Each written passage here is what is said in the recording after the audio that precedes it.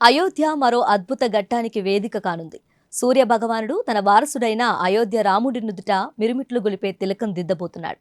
భూమికి కోట్ల కిలోమీటర్ల దూరం నుంచి ధరణీ తలంపై ఉన్న బాలరాముణ్ణి తన కిరణాలతో ముద్దాడి పులకించబోతున్నాడు. ఈ నెల 17న శ్రీరామనవమి సందర్భంగా అయోధ్య రామాలయంలో ఈ అపురూప దృశ్యం భక్తులకు కనువిందు చేయనుంది. రామయ్య నుదుట సూర్యకిరణాలు సోకేలా ఏర్పాట్లు చేస్తున్నారు. గోపురం పైనుంచి గర్భగుడిలోకి సూర్యకాంతి ప్రసరించడం ద్వారా మూల విరాట్టు అరుణకాంతితో ప్రకాశించనుంది.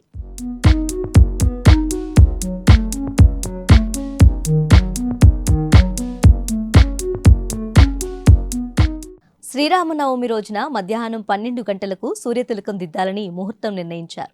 శ్రీరాముడు సూర్యవంశంలో జన్మించాడు కనుక ఆ లోక బాంధవుడితో బొట్టు పెట్టిస్తున్నారు. 4 నిమిషాల పాటు సూర్యకిరణాలు రాముడి నొసటిపై తిరునామంలా సోకుతాయి. నామం పొడవు 7.5 సెంటీమీటర్లు, వెడల్పు 4.5 సెంటీమీటర్లు. ఈ సూర్యతిలకం ఏర్పాటుతోనే ఆలయాన్ని డిజైన్ చేశారు. సహజ కాంతి పడేందుకు వీలుగా గుడి 3వ అంతస్తులోని శిఖరం నుంచి గర్భగుడిలోకి 2 అద్దాలను, కొన్ని లెన్సులను, ఇత్తడి గొట్టాన్ని ఏర్పాటు చేశారు. సూర్యకాంతి అద్దాలు లెన్సులపై నుంచి పరావర్తనం చెంది గర్భగుడిలోని రాముడి నుదుటిపై పడుతుంది.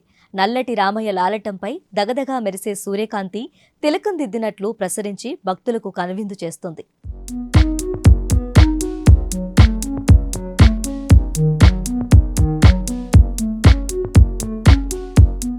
ఈ సూర్యతిలకం ప్రాజెక్టుకు రూర్కీలోని సెంట్రల్ బిల్డింగ్ రీసెర్చ్ ఇన్స్టిట్యూట్ రూపకల్పన చేసింది.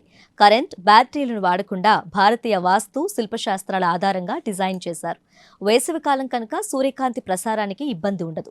వాతావరణం అప్పటికప్పుడు హఠాత్తుగా మారితే తప్ప సూర్యతిలకం సజావుగానే సాగుతుంది.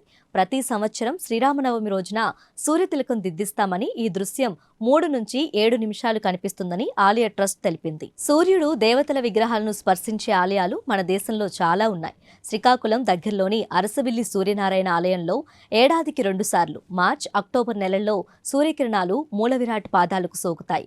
గుడి ముందున్న మండపం ధ్వజస్తంభం నుంచి సుదర్శన ద్వారం మీదుగా సూర్యకాంతి ప్రసరిస్తుంది. ఒడిశాలోని కోనార్క్ సూర్యదేవాలయంలోనూ సూర్యుడి విగ్రహంపై ఈ కాంతి పడేది.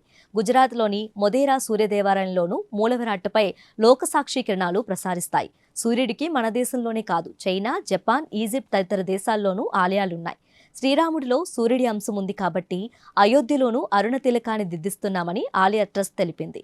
అయోధ్య రాముణ్ణి ఇప్పటికే రోజు 1,00,000 నుంచి 1,50,000 మంది భక్తులు దర్శించుకుంటున్నారు. శ్రీరామనవమి రోజున ఈ సంఖ్య మరింత పెరిగే అవకాశం ఉంది.